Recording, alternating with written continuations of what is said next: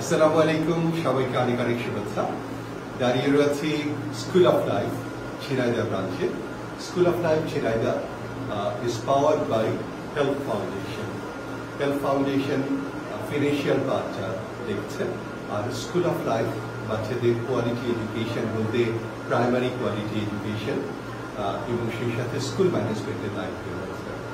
So এই ব্রাঞ্চেও আমাদের ঢাকা ব্রাঞ্চের মতো 25টি বাচ্চা রয়েছে, যাদেরকে নিয়ে আমাদের 12 বছরের জার্নি এটি এবছরই শুরু করেছে। বাচ্চাদেরকে একটু দেখুন, লামিয়া থেকে শুরু করে একদম ছোট্ট লামিয়া।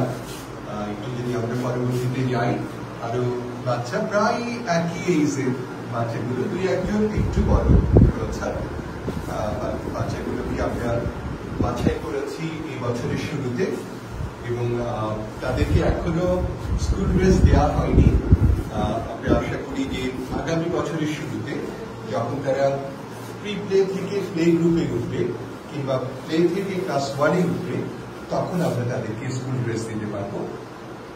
এই বাচ্চাগুলো বলে রাখি যে এই বাচ্চাগুলো ইসলামের বাচ্চা, সুতরাং এই বছরটি এবং আগামী বছরটি তাদের জন্য অত্যন্ত গুরুত্বপূর্ণ।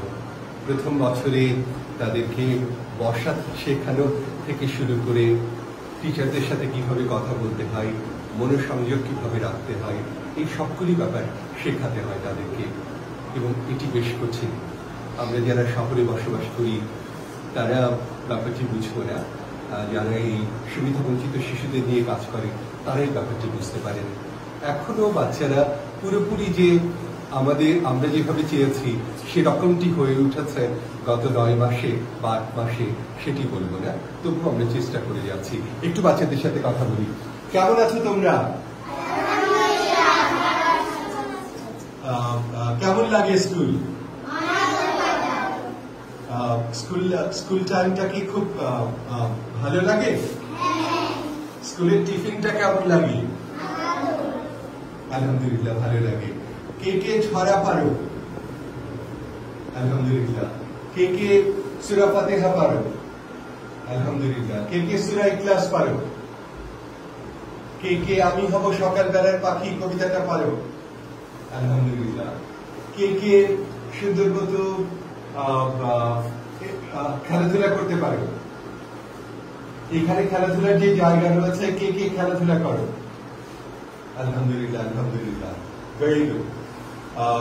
আমরা কি আশা করতে পারি যে আগামীবার যখন আসবো, যে কথাগুলি বললাম এই কথাগুলির পাশাপাশি তোমাদের নখ কাটতে হবে ঠিক মতো, চুল কাটতে হবে ধানের সাইজে, ছোট্ট ছোট্ট করে, একদম আধা ইঞ্চি, বসতে হবে মেরুদণ্ড সোজা করে, সবাই গোসল করে আসতে হবে স্কুলে, এবং সেই সাথে পরিষ্কার পরিচ্ছন্ন থাকতে হবে।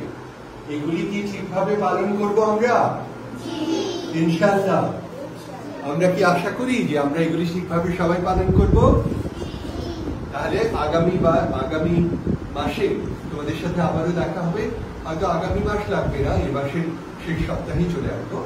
তখন পর্যন্ত তোমাদের সাথে আল্লাহ হাফেজ।